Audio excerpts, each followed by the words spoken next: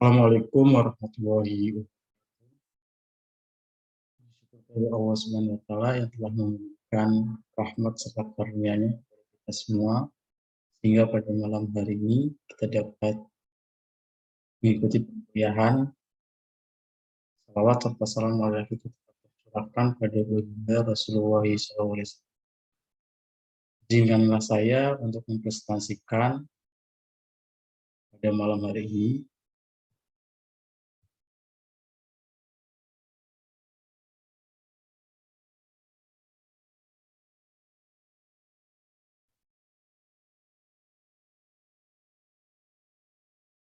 mengenai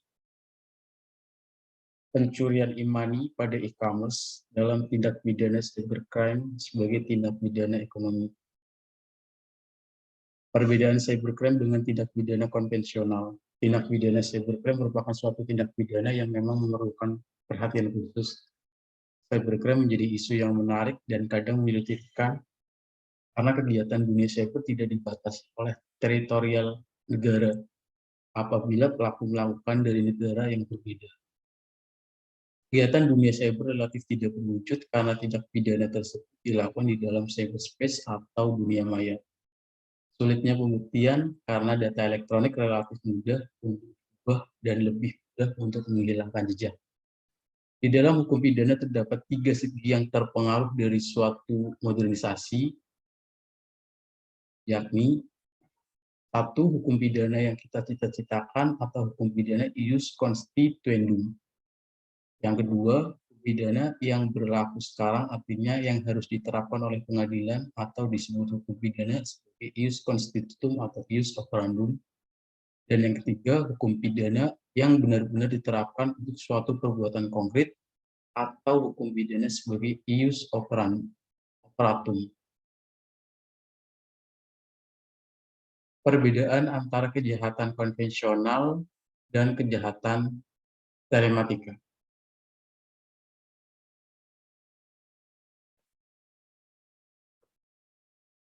Perbedaan antara kejahatan konvensional dan kejahatan telematika. Yang pertama, alat prasarana. Kalau yang konvensional itu tradisional, misalnya kunci palsu, surat, atau dokumen palsu, senjata api atau senjata tajam, kendaraan, dan lain-lain. Sedangkan kejahatan telematika, teknologi, misalnya komputer, telepon, HP, internet, magnetic card, dan lain-lain. Sasarannya, kalau untuk kejahatan konvensional, barang atau jasa serta aset gift yang bernilai ekonomis. Dengan kejahatan telematika, barang, jasa, informasi, data, program, haki yang bernilai ekonomis. Pelakunya biasa siapa saja karena unsur otot masih menonjol dibandingkan otak. Dengan kejahatan telematika perlu kemampuan intelektual yang tinggi dan profesional karena unsur otak sangat dominan. Ruang lingkup kejahatan konvensional masih nampak batas teritorialitasnya atau mudah menentukan batas yurisdiksinya. Sedangkan kejahatan telematika transnasional dan borderless atau antar pelaku, korban, dan TKP bisa berbeda dari negara yang berbeda. Modus operandinya, kejahatan konvensional relatif sederhana, mudah teridentifikasi, sedangkan kejahatan telematika lebih kompleks variasinya, berkembang cepat atau adaptasi teknologi dan sistem. Dari uraian tersebut, dapat dilihat antara perbedaan tindak pidana cybercrime atau kejahatan telematika dengan tindak pidana konvensional, di mana memang berbeda dengan kejahatan cyber. Dalam arti memiliki unsur yang berbeda. Jadi kejahatan telematika bukanlah tindak pidana konvensional yang hanya dengan modus baru. Sebab bila melihat dari perbedaan, terlihat perbedaan yang mencolok baik dari segi pelaku, modus, sasaran, dan sifatnya, walaupun ujungnya berupa kejahatan. Yang kedua mengenai pembobolan rekening bank dan e-money sebagai bentuk kejahatan cybercrime. Kejahatan yang dilakukan oleh para pelaku dengan memanfaatkan teknologi lazimnya biasa disebut sebagai hacker menurut Al Broto. Hacker atau istilah yang sebenarnya yang lebih ditakuti dalam dunia internet adalah crack. Dalam literatur hacking diartikan sebagai penyambung dengan cara menambah terminal komputer baru pada sistem jaringan komputer secara melawan hukum atau ilegal atau tanpa izin dari pemilik sah jaringan komputer tersebut. Walaupun pada prakteknya terdapat hacker ada yang bersifat baik dan bersifat buruk. Sifat buruknya sudah jelas, yakni dengan meretas atau merusak sistem pada jaringan-jaringan internet secara ilegal. Demikian dengan sifat baik yang bertolak belakang dengan sifat buruk, yakni dengan memperbaiki sistem yang telah dirusak oleh para peretas. Sifat baik yang dilakukan oleh hacker sebenarnya bertujuan baik, akan tetapi juga menyalahi aturan karena dalam memperbaiki dalam sistem. Akan tetapi sistem yang dimasuki juga secara ilegal. Bila ditafsirkan ke dalam dunia nyata dan ditafsirkan sebagai kejahatan yang konvensional, maka dapat diartikan sebagai memasuki wilayah tanpa izin, seperti yang diatur di dalam pasal 167 KUH. Hacker dalam melakukan aksinya ada beberapa tahapan yang dilalui, yaitu sebagai berikut. Menurut Edmond Makarim, yang pertama, mencari sistem komputer yang hendak dimasuki, yang kedua, menyusup dan menyadap password, yang ketiga, menjelajahi sistem komputer, yang keempat, membuat backdoor dan menghilangkan jejak. Para pelaku hacking yang melakukan tindak pembobolan bank biasanya adalah carry atau carrier, dan melakukan transaksi atau berbelanja dengan sejumlah barang dengan nomor kartu kredit orang lain pada e-commerce dengan terlebih dahulu menyusup dan menyadap nomor kartu kredit serta kode sandi. Perbuatan tersebut dengan memanipulasi demi mengambil uang atau barang melalui akses e-commerce. Permasalahan yang ada dalam kasus seperti itu adalah laporan yang masuk terjadi setelah pembayaran barang ternyata ditolak oleh bank dan barang sudah diterima oleh pelaku. Sehingga di sini terdapat pihak yang dirugikan atas dasar penipuan. Apabila hal ini bukan dilakukan di dunia maya, maka kejahatan ini merupakan kejahatan konvensional sebagai bentuk kasus penipuan yang tercantum dalam pasal 378 KUHP. Selain daripada itu, kejahatan cybercrime dalam e-commerce ada pula yang dalam dunia nyata dikatakan sebagai bentuk penipuan, adalah adanya penjualan barang secara online baik melalui situs internet atau melalui media informasi elektronik melalui gadget smartphone sebagai online shop di mana biasanya penjual tidak memiliki barang yang sebenarnya telah ditawarkan kepada pembeli. Selanjutnya, tindak pidana cybercrime yang masuk ke dalam kategori tindak pidana ekonomi. Dalam sebuah terjadi tindak pidana atau suatu terjadi delik yang dalam bahasa Latin delictum adalah perbuatan yang dilarang dan diancam dengan pidana barang siapa yang melanggar larangan tersebut. Bagaimana tujuan dari hukum pidana itu sendiri adalah untuk mencegah penghambatan atau penghalangan masyarakat yang dicita-citakan oleh bangsa Indonesia, yaitu dengan jalan penentuan perbuatan-perbuatan manakah yang pantang dan tidak boleh dilakukan, tapi tidak apakah yang diancam kepada mereka yang melanggar larangan-larangan itu. Dengan kata lain adalah segala sesuatu yang merugikan masyarakat, begitu pula bahwa masyarakat di sini adalah masyarakat dalam kehidupan nyata. Tetapi di dalam kenyataannya dengan kemajuan sebuah ilmu pengetahuan sehingga tercipta suatu teknologi, maka secara tidak langsung adalah timbulnya atau lahirlah sebuah peradaban baru atau bentuk sosial baru di masyarakat maya yang merupakan cerminan dari masyarakat nyata. Berikutnya, konsep pandangan hukum pidana pembunuhan rekening bank dan money melalui media elektronik dalam dunia maya. Yang pertama, pandangan umum mengenai e-money. Pengertian e-money itu sendiri didefinisikan sebagai alat pembayaran dalam bentuk elektronik di mana nilai uangnya disimpan dalam media elektronik. Bank Indonesia, Edukasi Perlindungan Konsumen di atas pada 22 Desember 2009. Penggunanya harus menyetorkan uang terlebih dahulu pada penerbit dan disimpan dalam media elektronik sebelum menggunakannya untuk keperluan bertransaksi. Perbedaan utama antara e-money dengan kartu debit maupun kartu kredit yakni terkait pada informasi data pemegang, yang artinya e-money tidak menggunakan data diri sebagaimana pada kartu debit maupun kartu kredit. Di samping itu pula pada e-money tidak adanya biaya tambahan atau potongan lagi potongan bagi si pemegang atau pemilik dari e-money, tidak seperti kartu debit maupun kartu kredit yang setiap penggunanya selalu dibebankan berupa potongan bagi pemilik atau pemegang kartu kredit.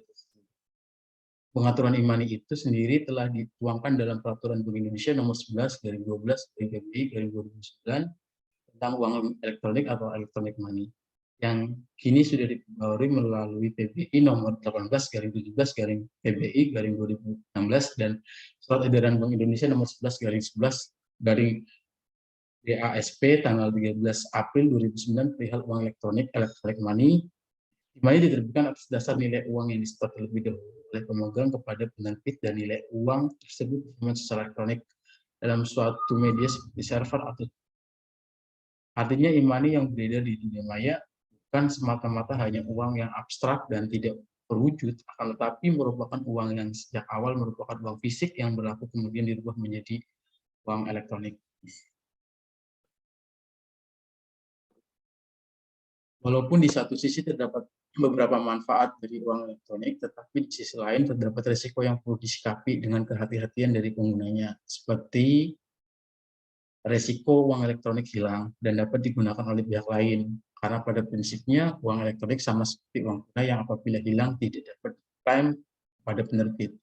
Yang kedua, risiko karena masih kurang pahamnya pengguna dalam menggunakan uang elektronik, seperti pengguna tidak menyadari uang elektronik yang digunakan ditempelkan 2 kali pada reader untuk suatu transaksi yang sama sehingga nilai uang elektronik berkurang lebih besar dari nilai transaksi. Pemikiran hukum pidana pada kejahatan pembobol rekening bank dan money dalam e-commerce sebagai tindak pidana ekonomi. Dalam hukum pidana dikenal dengan asas legalitas sebagaimana yang telah diutarakan pada sebelumnya, bahwa suatu perbuatan dianggap bukan sebagai kejahatan apabila belum diatur dalam undang-undang. Dengan berjalannya perkembangan, maka banyak perbuatan baru yang timbul. Perbuatan baru yang timbul juga diiringi dengan kejahatan dalam hal yang baru tersebut. Terdapat adigium yang berbunyi heterah after the an, yang mengatakan bahwa hukum selalu tertinggal satu langkah dibanding kejahatan. Dengan demikian, bahwa berjalannya suatu perkembangan dengan adanya e-money, maka juga akan timbul kejahatan. Dengan demikian, dapat dikatakan kejahatan pembobolan rekening, bank maupun e-money merupakan manifestasi dari bentuk perkembangan dari kejahatan itu sendiri. Perbuatan pidana yang dilakukan dengan media elektronik, baik menggunakan jaringan atau tidak menggunakan jaringan internet, selama kejahatan tersebut merugikan seseorang di bidang finansial, maka kejahatan tersebut merupakan kejahatan dengan tujuan ekonomi.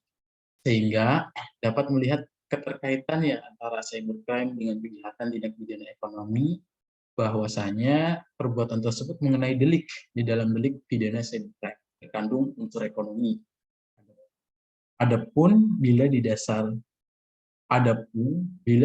unsur delik itu tidak adanya muatan ekonomi, akan tetapi dapat dilihat efek atau akibat yang ditimbulkan atas perbuatan kejahatan tersebut. Perbuatan tindak pidana kejahatan telematika yang memang murni sebagai bentuk tindak pidana tanpa adanya unsur ekonomi, seperti tertuang di dalam Undang-Undang Nomor 11 Tahun 2008, Junto Undang-Undang Nomor 11 Tahun 2016, tentang perubahan Undang-Undang Nomor 11 Tahun 2008, yakni diantaranya Pasal 28 Ayat 2, Pasal 29. Bahwa tindak pidana cybercrime mirip dengan kejahatan biasa, hanya saja dengan tambahan teknologi. Seandainya perbuatan delik tersebut tanpa teknologi, maka dapat dikatakan sebagai delik biasa seperti penipuan dan penggelapan. Bila tidak dilakukan dengan teknologi, maka tindak kejahatan tersebut masuk ke dalam kategori kejahatan yang tercantum dalam pasal 372 dan 378 KUHP. Dan dapat dikatakan sebagai kategori kejahatan biasa walaupun ada unsur materi di dalamnya. Lantas kenapa kejahatan e-commerce masuk ke dalam tindak pidana ekonomi? Menurut hemat penulis, berdasarkan bahwa perbuatan tersebut dilakukan dengan menggunakan teknologi dan juga mengandung unsur ekonomi, yakni dalam transaksi elektronik. Oleh karena itu, dalam hal tindak pidana cybercrime memiliki karakteristik yang berbeda antara tindak pidana cybercrime sebagai tindak pidana kriminal murni dalam kategori khusus dengan cybercrime sebagai tindak pidana yang berkaitan dengan ekonomi khusus. Dalam hal tindak pidana pembobol rekening dengan cara menyusup ke dalam sistem sebenarnya. Bisa diterjemahkan ke dalam kejahatan konvensional, yakni memasuki pekarangan orang tanpa izin. Artinya kejahatan yang dilakukan di dalam dunia maya hampir mirip dengan kejahatan konvensional, di mana adanya perluasan makna atau penafsiran yang diperluas dalam mengartikan kejahatan unkonvensional ke dalam kejahatan konvensional.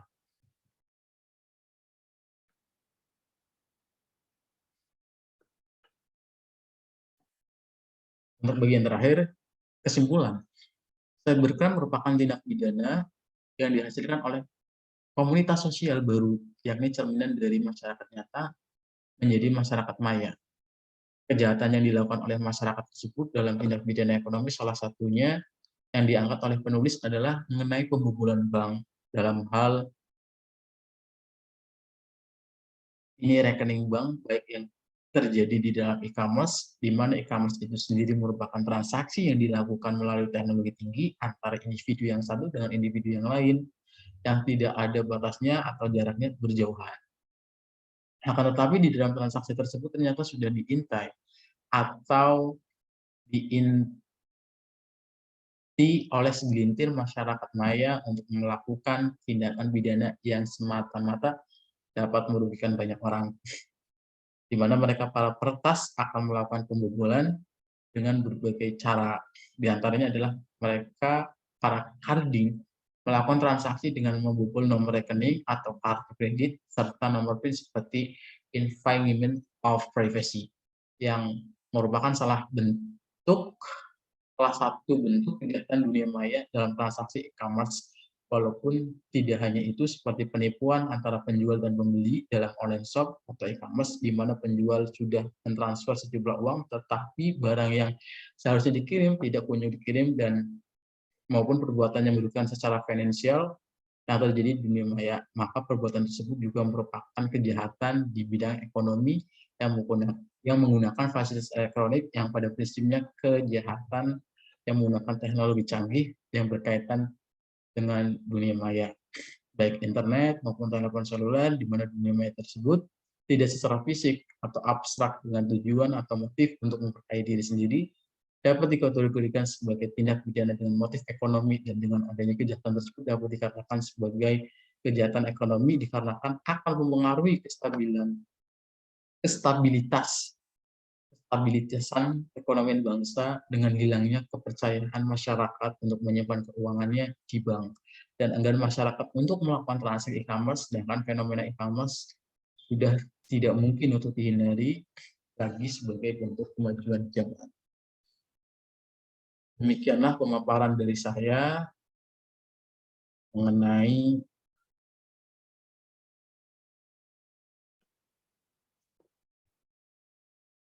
pencurian e-money pada e-commerce dalam tindak pidana cybercrime sebagai tindak pidana ekonomi. Semoga presentasi pada malam hari ini bisa bermanfaat bagi diri saya sendiri dan teman-teman. Saya akhiri. Wabillahi taufiq wal hidayah. Wassalamualaikum warahmatullahi wabarakatuh.